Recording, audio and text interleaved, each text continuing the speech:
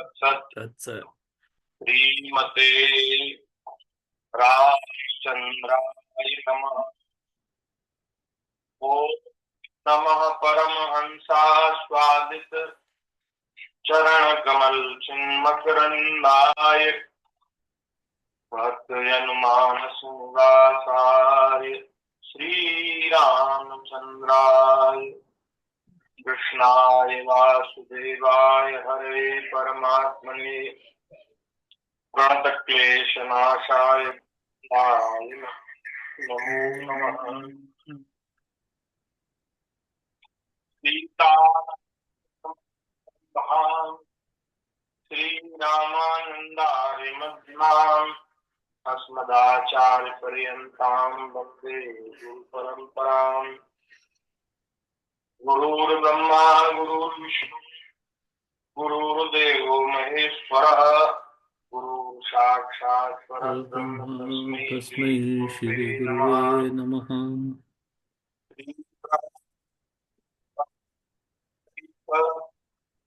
व्यासाम्बरीष सुकुशोनक भीष्मदाल्व्यान् सुखमांगलार्जुन वशिष्ठ विभीषणाविन् परम भागवतानि लाओ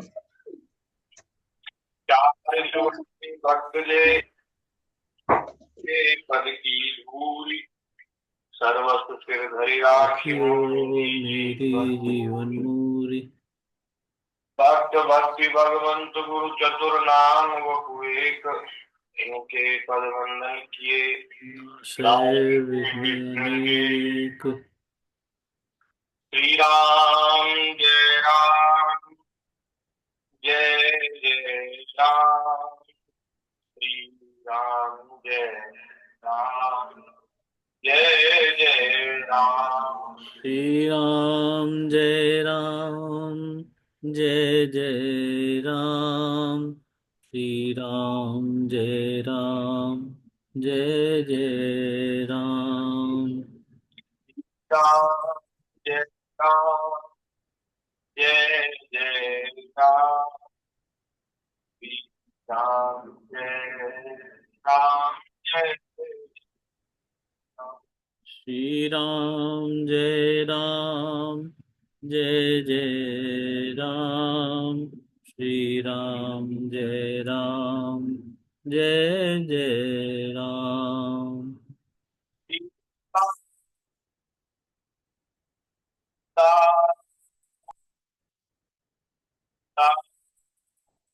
जय सीताराम। सीताराम जय सीताराम। सीताराम जय सीताराम।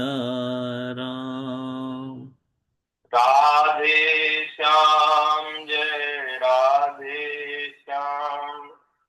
राधे श्याम जय राधे श्याम। राधे श्याम जय राधे श्याम। राधे राधे श्याम जय राधे श्याम।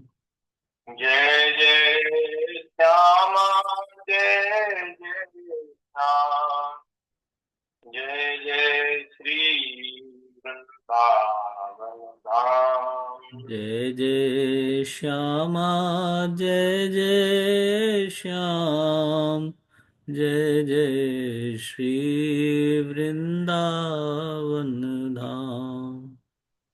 जय जय श्री ब्रजमंडल धाम। जय जय श्री ब्रजमंडल धाम। गोपाल जय गोपाल भक्तवत्सल प्रभु दीन दयाल। जय गौ माता जय गोपाल भक्त वत्सल प्रभु दीन दयाल।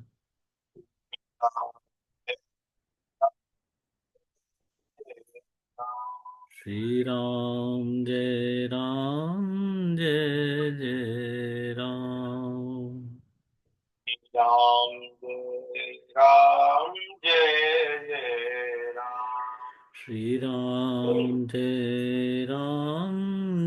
जय राम। बोलिए श्री सीतारामचंद्र भगवान भगवान की की जय। जय। श्री वृंदावन बिहारी लाल लाल की की जय। जय। श्री बांके बिहारी लाल लाल की की जय। जय। श्रीमद्भागवत महापुराण की की जय। जय। श्री सुखदेव जी महाराज की की जय। जय। भगवान श्री वेद व्यास जी महाराज की की जय। जय। श्री परीक्षित जी महाराज की की जय। जय। श्री सूत सौनकादि ऋषियन की जय। जय। श्री सदगुरुदेव भगवान की की जय। जय। सब संतन की जय। जय। सब विप्रन की जय। जय। गौ माता की जय। जय। सत्य सनातन धर्म की जय। जय। जय जय श्री श्री राधे राधे श्याम। जय जय श्री सीताराम। हर राम हर हर महादेव। महादेव की जय। नारायण नारायण नारायण। हरे शरणम। भक्त वांछा कल्पतरु भक्त वत्सल शरणागत वत्सल दीनबंधु दया सिंधु असंख्य कल्याण गुणगण निलय अकारण करुणारुणालय भक्त वत्सल सच्चिदानंद घन स्वरूप आनंद कंद भगवान श्री राधा ब्रजेंद्र नंदन प्रभु की महती कृपा करुणा से हम सभी को मनुष्य जीवन प्राप्त करने के पश्चात संसार में सबसे दुर्लभ जो वस्तु है वह सत्संग भगवान की कथा प्राप्त हो वो सब लोगों को कहने और सुनने का अवसर प्राप्त हो रहा है। जय हो। भगवान की बड़ी कृपा है। ठाकुर जी की कृपा से ऐसा संयोग बना है कि अपने अपने घरों में बैठ करके आज जो पांच श्रीमद् भागवत जी का श्रवण हम सब लोग कर पा रहे हैं। जी। पहले स्कंद से महात्मा के साथ ही चर्चा प्रारंभ हुई और महात्मा की कथा कहने के उपरांत प्रथम स्कंद द्वितीय स्कंद और अब हम लोग 10वें स्कंद की कथा सुन रहे हैं। जी। 10वें स्कंद में 74वें अध्याय में जहाँ भगवान श्री कृष्ण ने युधिष्ठिर जी का राजसूय यज्ञ करवाया है उसकी कुछ चर्चा चल रही थी। तो शिशुपाल का उद्धार हुआ है जो द्वारिकापुरी। परीक्षित जी सुन रहे हैं। सुखदेव जी कहते परीक्षित मैं यह उपाख्यान तुम्हें बहुत विस्तार से सुना चुका हूँ पहले 7वें स्कंद में कि वैकुंठवासी जय और विजय को सनकादि ऋषियों के हिसाब से बार बार जन्म लेना पड़ा था। महाराज युधिष्ठिर राजसूय का यह ध्यान स्नान करके ब्राह्मण और क्षत्रियों की सभा में देवराज इंद्र के समान शोभायमान होने लगे। महाराज देवता आए थे युधिष्ठिर जी का यज्ञ देखने के लिए। बड़े बड़े सिद्ध ऋषि मुनि महात्मा आए थे और पूरी देश दुनिया से सब लोग सब मनुष्य आए थे और महाराज उन्होंने राजसूय यज्ञ देखा। युधिष्ठिर जी ने सबका यथायोग्य सत्कार किया तथा वे अब जाने लगे तो भगवान श्री कृष्ण और राजसूय यज्ञ की प्रशंसा करते हुए वे सब लोग बड़े आनंद से अपने अपने लोक को चले गए। जहां से जो आए थे वहां उन्होंने प्रस्थान किया। सुखदेव जी कहते परीक्षित सब तो सुखी हुए परंतु दुर्योधन से पांडवों की यह उज्ज्वल कीर्ति सहन नहीं हुई। उज्ज्वल कीर्ति उनका जो उत्कर्ष है वो सहन नहीं हुआ। क्योंकि वह स्वभाव से ही पापी है, कलह प्रेमी है और कुल का नाश करने के लिए महान लोग है।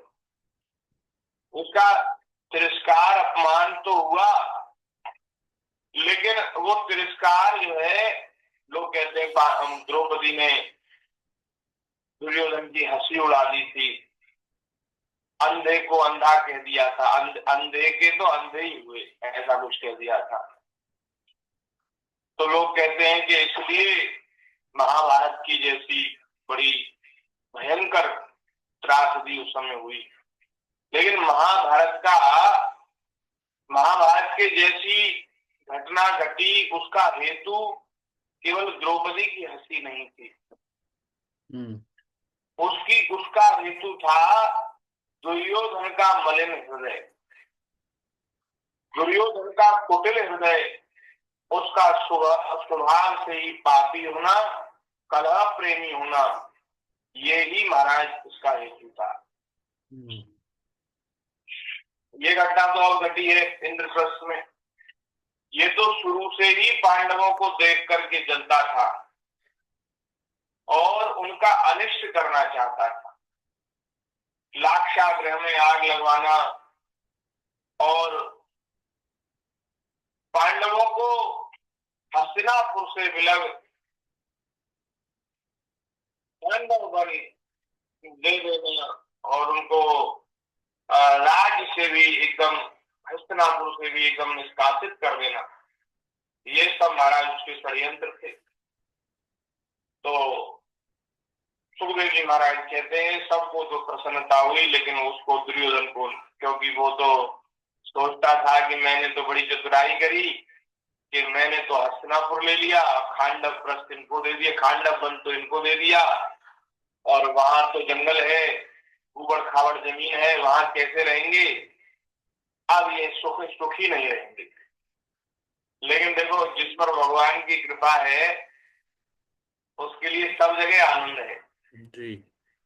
जो अपने आप को भगवान के चरणों में सौंप चुके। कितनी अच्छी बात है, जो अपने आप को भगवान के चरणों में सौंप चुके हैं वे कहीं चले जाए उनको सब जगह आनंद है। और जो मलिन हृदय वाले, कुटिल हृदय वाले व्यक्ति जो भगवान के चरणों का आश्रय नहीं लेते, वो महाराज कहीं भी रहे उनको एक क्षण के लिए भी न सुख है न शांति है। वो स्वामी जी ने रामचरितमानस में लिखा है, रामचरितमानस की वह पंक्ति याद आ गई। वो स्वामी जी कह रहे हैं, तब लगी जीवन सुख कहूं, सपने मन विश्राम, जब लगी भजत न राम कहूं, शोक धाम तज काम। बोले तब तक जीव को स्वप्न में भी सुख नहीं है, सपने में भी शांति नहीं है, विश्राम नहीं है। बोले कब तक?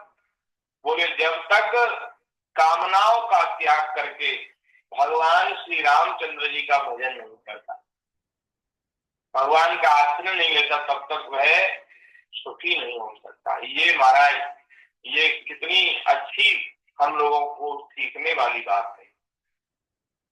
महाराज जो भगवान के शरणागत हैं, भगवान का भजन करते, आश्रय करते हैं, वे बड़ी भारी से भारी प्रतिकूलता में भी बड़े आनंद पूर्वक रह लेते हैं, सुख पूर्वक रह लेते हैं। और जो भगवान की शरणागत नहीं है उनमें तमाम दोष आ जाते हैं, दूसरों से जलते हैं, दूसरे की तरक्की नहीं देख सकते, दूसरे की बड़ाई प्रशंसा अच्छी नहीं लगती, पर निंदा में लिप्त होते हैं, किसी का भला नहीं चाहते, परोपकार तो दूर दूर तक लेना देना नहीं, असत्य भाषण करते हैं, कलह प्रेमी हैं, कुटिल हैं। ऐसे जो व्यक्ति हैं, ऐसे जो जीव हैं, या तो उनको चाहे राजा बना दो, राजा शाही छाट दे दो, तो भी वो कुछ न कुछ कभी उसमें निकाल लेंगे और दुखी हो जाएंगे। और जिनके हृदय में भगवान है वहां तो संतोष विराजता है, शांति रहती है, सुख रहता है, वहां कमी नहीं रहती। तो ये बात है। सुखदेव जी कहते परीक्षित, जो पुरुष भगवान श्री कृष्ण की इस लीला का जरासंध वध, शिशुपाल वध और बंदी राजाओं की मुक्ति और राजसूय यज्ञ अनुष्ठान का कीर्तन करेगा, ये जो लीला हम लोगों ने श्रवण करी, कीर्तन करेगा, कीर्तन माने इसको करेगा, और जो इसको सुनेगा वह समस्त पापों से छूट जाएगा। बोलिए भक्त वत्सल भगवान की जय। सभी पाप उसके नष्ट हो जाएंगे जो इसको कहेगा। तो भैया ये जो कथा है ना, ये सुनना है, पहले तो सुनना है, लेकिन केवल तो सुनकर के ही नहीं रहना है, ये फिर इसको सुनाना है, कीर्तन करना है। क्योंकि महाराज ये जो भगवान की चर्चा है, ये श्रवण कथन से पापों को नष्ट कर देने वाली है। तो हम लोगों ने सब कथा सुनी, यदि कोई आपको श्रद्धावान मिल जाए, सुनने वाला मिल जाए, जिसको सुनने की इच्छा हो, तो इसको आप बड़े प्रेम से सुनाओगे तो महाराज सभी पाप नष्ट हो जाए। जाने अनजाने जो पाप बन गए हैं, शरीर से बन ही रहे हैं, तो सब नष्ट हो जाएंगे। या इदम कीर्तयेत् विष्णो कर्म चैद्य वधादिकम राजमोक्षम वितानम च सर्व पापै प्रमुच्यते। बोलिए भक्त वत्सल भगवान की जय। राजा परीक्षित जी ने पूछा सुखदेव जी से, प्रभु आपने कहा कि युधिष्ठिर जी ने बड़ा उत्सव पूर्वक, उत्साह पूर्वक राजसूय यज्ञ महामहोत्सव किया था, उसको देखने के लिए दूर दूर से मनुष्य आए थे, राजा आए थे, ऋषि मुनि महात्मा आए थे, देवता आए थे, वे सब आनंदित हुए और बड़ा आशीर्वाद देते हुए और बहुत प्रशंसा करते हुए वे सब अपने अपने यहाँ गए। लेकिन दुर्योधन को दुख हुआ, पीड़ा हुई, यह बात मैंने आपके मुख से सुनी। आप कृपा करके इसका कारण बताइए, दुर्योधन को क्यों पीड़ा हुई? तो बोले, सुखदेव जी बोले, महाराज क्या बतावें, इतना अद्भुत राजसूय यज्ञ किया था श्री युधिष्ठिर जी ने कि उसको बड़े बड़े राजा भी महाराज देख करके प्रशंसा करने लगे, सिहाने लगे। वे कहने लगे ये जो राजसूय यज्ञ युधिष्ठिर जी कर रहे हैं, ये तो महाराज बड़े बड़े चक्रवर्ती सम्राटों के लिए भी नहीं, उनके लिए भी दुर्लभ, उनके लिए भी सुलभ नहीं, अशक्य है, वे भी नहीं कर सकते ऐसा। तो वे सब प्रशंसा कर रहे हैं और महाराज सब लोग प्रशंसा करते करते तृप्त नहीं हो रहे। धर्मराज जी ने सबका आदर किया और सबको विनय से, प्रेम से, अपने सुंदर स्वभाव से सबको प्रसन्न कर लिया। अच्छा, युधिष्ठिर जी की कीर्ति पहले से ही पूरे देश में फैल रही थी। हस्तिनापुर के लोग भी चाहते थे कि युधिष्ठिर जी ही राजा बने। तो युधिष्ठिर जी के जो गुण है ना, उनको देखकर दुर्योधन पहले से जलता था। और अब तो केवल हस्तिनापुर में नहीं, केवल धरती पर नहीं, स्वर्ग के देवता भी यहाँ आए हैं, वे भी प्रशंसा करते हुए जा रहे हैं। तो उसको, दुर्योधन को बड़ी भारी जलन हुई। और महाराज सुखदेव जी कह रहे हैं कि ये जो उनका वैभव था, ये जो उनका अलौकिक साम्राज्य था, इसको देखकर दुर्योधन के हृदय में बड़ी जलन होती थी। और सुखदेव जी महाराज कह रहे, परीक्षित, दुर्योधन का चित्त द्रौपदी में भी आसक्त था और यही कारण है कि उसकी जलन बहुत बढ़ गई।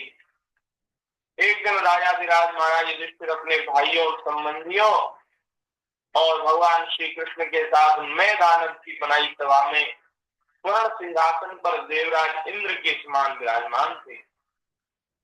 उनकी भोग सामग्री, उनकी राजलक्ष्मी ब्रह्मा जी के ऐश्वर्य के समान थी। वंदीजन उनकी स्तुति कर रहे थे। उसी समय अभिमानी दुर्योधन अपने दुशासन आदि भाइयों के साथ वहां आया। वह क्रोधवश द्वारपालों और सेवकों को झड़क रहा था। बिना बात की क्रोध आ रहा था उसको देख देख के। इतना सुंदर वैभव, इतना साम्राज्य देखकर उसको क्रोध आ रहा था और वह द्वारपालों को, सेवकों को झड़क रहा था। और उस समय में जब वह आया तो वहां नए दानव ने ऐसी माया फैला रखी थी कि दुर्योधन ने उससे मोहित होकर जहां जल था वहां तो उसने स्थल समझा, और जहां स्थल था वहां उसने जल समझा। तो महाराज स्थल में तो उसने अपने कपड़े समेट लिए, अपनी धोती ऊपर कर ली, और जहां जल था वहां उसको स्थल का आभास हुआ। तो वहां वो जैसे उसने पैर रखा, धड़ाम से जाकर जल में गिर गया। सारे कपड़े भीग गए उसके।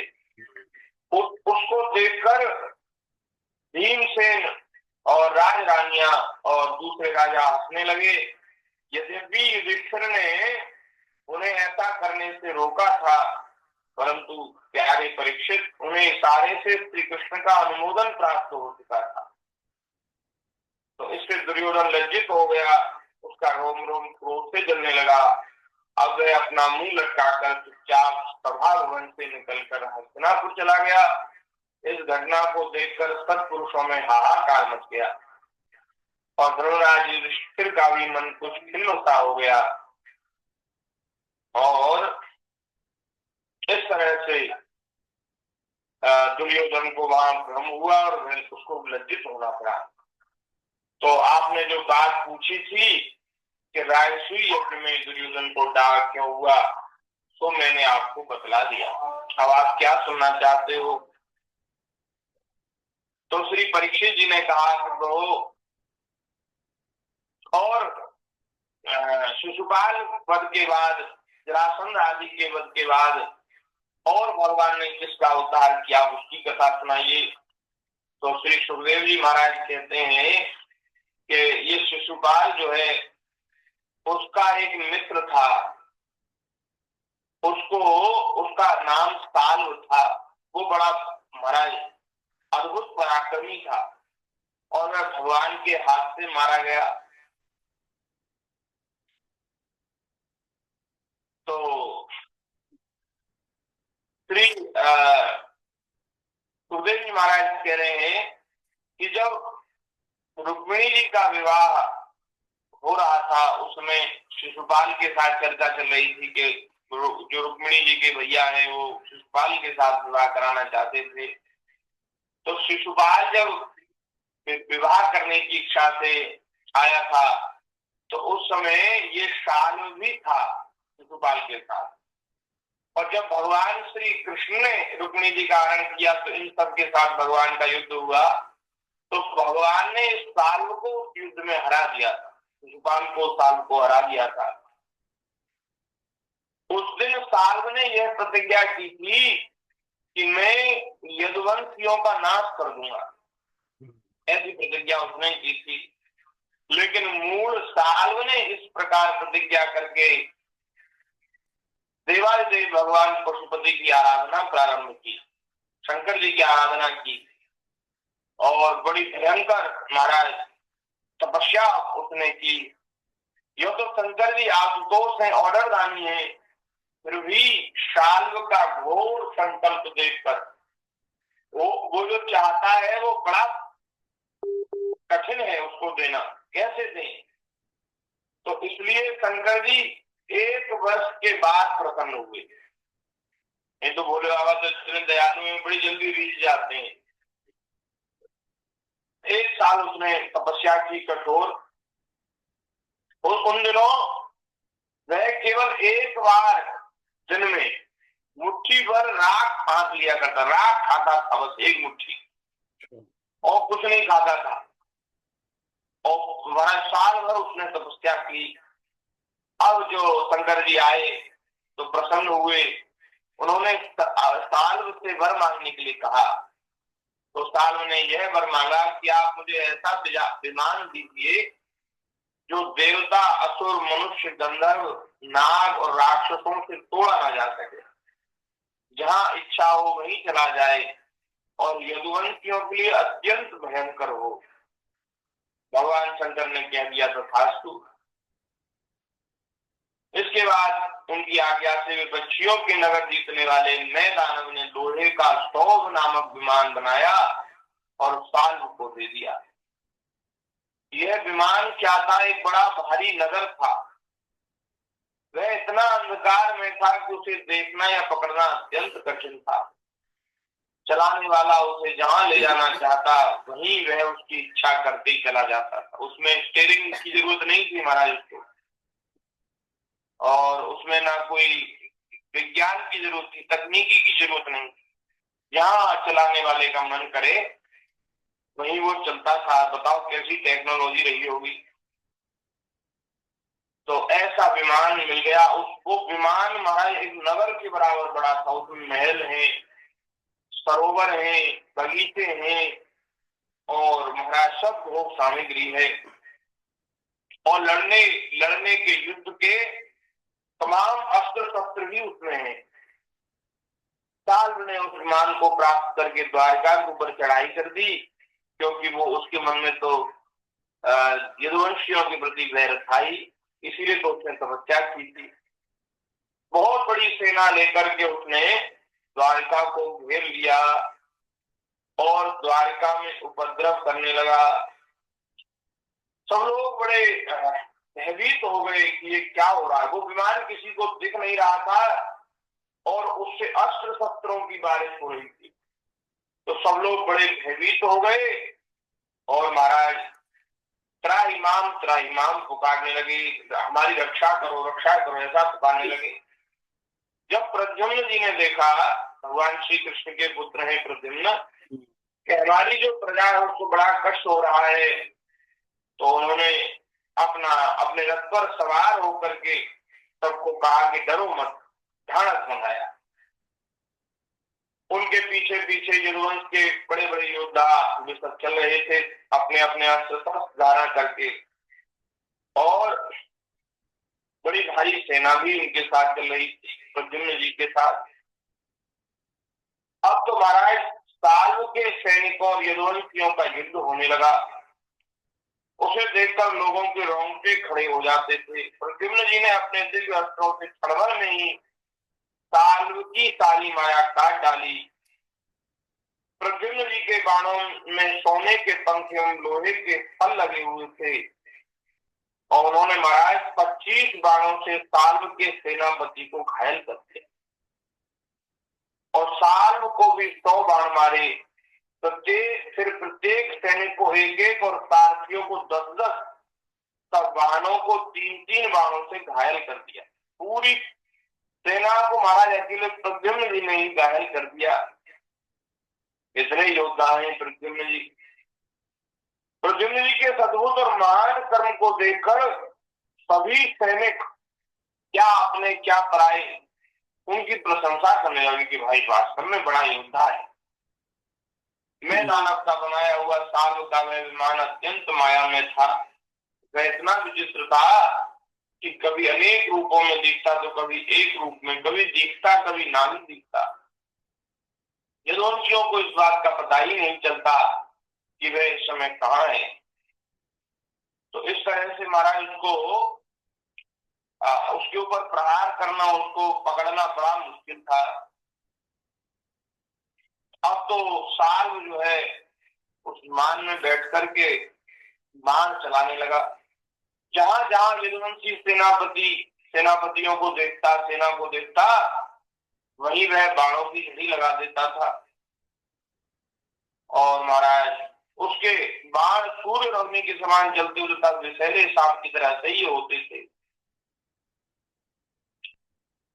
और महाराज इस तरह से बड़ा भारी युद्ध होने लगा। साल्व के सेनापतियों ने यदुवंशियों पर खूब शस्त्रों की वर्षा की, इससे वे पीड़ित हो गए और यदुवंशियों ने भी खूब महाराज डट करके उससे लोहा लिया, उससे युद्ध किया। वे सोचते थे कि मरेंगे तो परलोक बनेगा और जीतेंगे तो विजय की प्राप्ति होगी। महाराज साल्व के मंत्री का नाम था धीमान, जिसे पहले प्रद्युम्न जी ने 25 बाण मारे थे। वह बहुत बली था।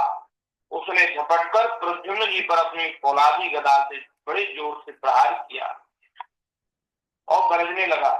गदा की चोट से प्रद्युम्न जी का वर्षित वक्ष स्थल उस पर बड़ा भारी प्रहार हुआ तो बड़ी जोर की चोट उनको लगी। दारुक का पुत्र प्रद्युम्न जी का रथ आ रहा था, वह सारथी धर्म के अनुसार उन्हें रणभूमि से हटा ले गया। 2 घड़ी में प्रद्युम्न जी की मूर्छा टूटी। तब उन्होंने सारथी से कहा कि अरे सारथे, तुमने बहुत बुरा किया, तू मुझे रणभूमि से हटा लाया। हमने ऐसा कभी नहीं सुना कि हमारे वंश का कोई भी वीर कभी रणभूमि छोड़कर अलग हट गया हो। यह कलंक का टीका तो केवल मेरे ही सिर लगा। सचमुच सारथी तू कायर है, नपुंसक है। अब मैं बलराम जी और अपने पिता श्री कृष्ण के सामने जाकर क्या कहूंगा, कैसे मुंह दिखलाऊंगा? अब तो सब लोग यही कहेंगे कि मैं युद्ध से भाग गया। उनके पूछने पर मैं क्या उत्तर दूंगा? सारथी ने कहा कि आयुष्मान, मैंने जो कुछ किया है उसको सारथी का धर्म समझकर ही मैंने किया है। मेरे स्वामी युद्ध का ऐसा धर्म है कि संकट पड़ने पर सारथी अपने रथी की रक्षा कर ले और रथी सारथी की रक्षा कर ले।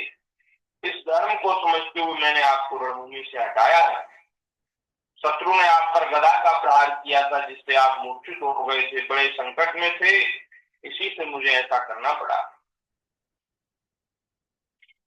सुखदेव जी कहते, परीक्षित, अब प्रद्युम्न जी ने हाथ मुंह धोकर कवच पहनकर धनुष धारण किया और सारथी से कहा कि मुझे उसी वीर धीमान के पास फिर से लेकर, जिसने गदा से मुझे मूर्छित कर दिया था।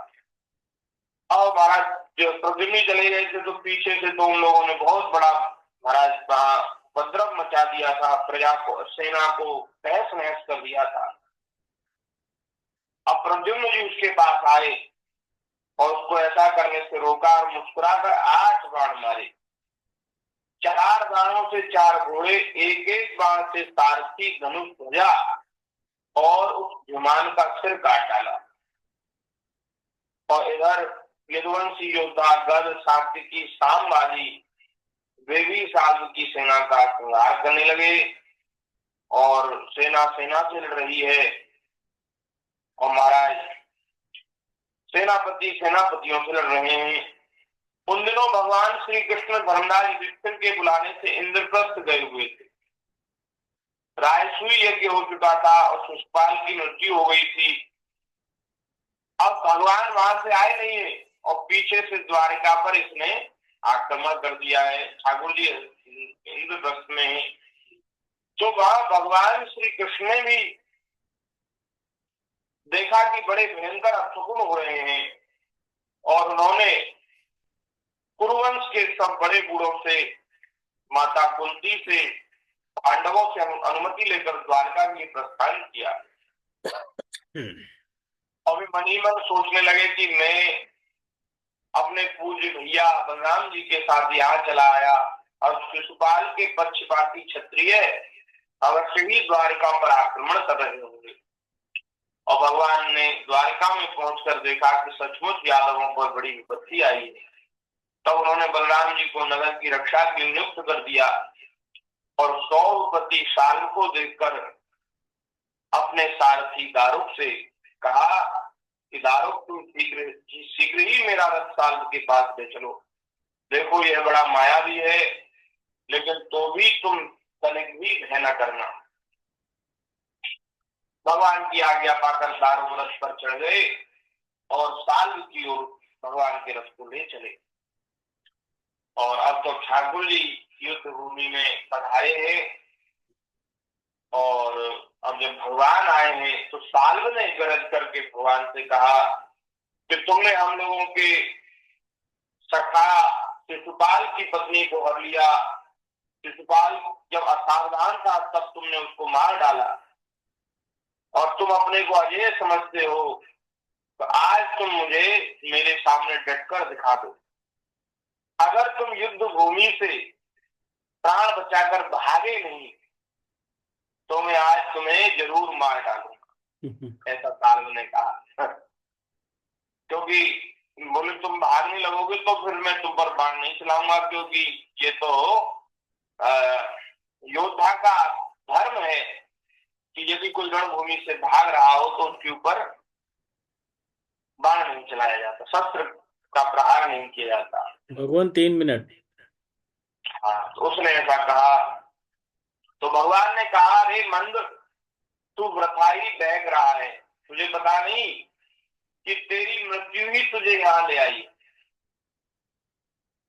और तू अपने आप को बड़ा सूरवीर समझता है, लेकिन सूरवीर व्यर्थ की बकवास नहीं करते, वे अपनी वीरता ही दिखलाया करते हैं। इस प्रकार कहकर भगवान श्री कृष्ण ने क्रोधित होकर अपनी अत्यंत वेगवती और भयंकर गदा से साल के ऊपर प्रहार किया। महाराज है खून उबलता हुआ कांपने लगा और गदा भगवान के पास लौट आई, साल अंतर्धान हो गया। 2 घड़ी बीतते बीतते एक मनुष्य ने भगवान के पास पहुंचकर उनको सिर झुकाकर प्रणाम किया और वह रोता हुआ बोला कि मुझे आपकी माता देवकी जी ने भेजा है। उन्होंने कहा है कि हे श्री कृष्ण, साल तुम्हारे पिता को बांध करके ले गया है। यह अप्रिय समाचार सुनकर भगवान श्री कृष्ण मनुष्य की तरह लीला करने लगे। उनके मुंह पर कुछ उदासी छा गई। वे साधारण पुरुष के समान अत्यंत करुणा स्नेह से विलाप करने लगे। ये क्या हो गया, पिताजी कैसे बन गए, और बलराम जी भी तो वहां उनकी सुरक्षा में थे, बलराम जी को क्या हो गया, वे तो बड़े भारी योद्धा, ऐसा कह करके विलाप करने लगे। उसी समय एक मनुष्य श्री कृष्ण से कहा कि देखो, ये तुम्हें पैदा करने वाला हमारा पिता, और जिसके लिए तुम जी रहे हो, तुम्हारे देखते देखते मैं इसका काम तमाम कर देता हूँ। तो इससे बचा। साल ने माया करके और एक मनुष्य को वसुदेव जी की तरह बना लिया और महाराज उसको भगवान के सामने तलवार से काट दिया। उसकी माया थी, वो वास्तव में सच्चाई नहीं थी। अब महाराज जैसे भगवान श्री कृष्ण ने देखा कि इसने तो मेरे, ऐसे ठाकुर जी को सब मालूम है, लेकिन फिर भी मनुष्य की जैसी लीला कर रहे हैं, तो भगवान तो साधारण पुरुषों के समान शोक में डूब गए। परंतु फिर ऐसा हुआ कि सब लोग जान गए कि यह जो घटना घटी है ये सत्य नहीं है, ये तो साल्व की माया है। और इस प्रकार से महाराज उस मायावी के साथ बड़ा भयंकर भगवान का युद्ध हुआ और अंत में भगवान श्री कृष्ण ने अपने चक्र से उस मायावी साल्व का सिर धड़ से अलग कर दिया और सब लोग उसके जो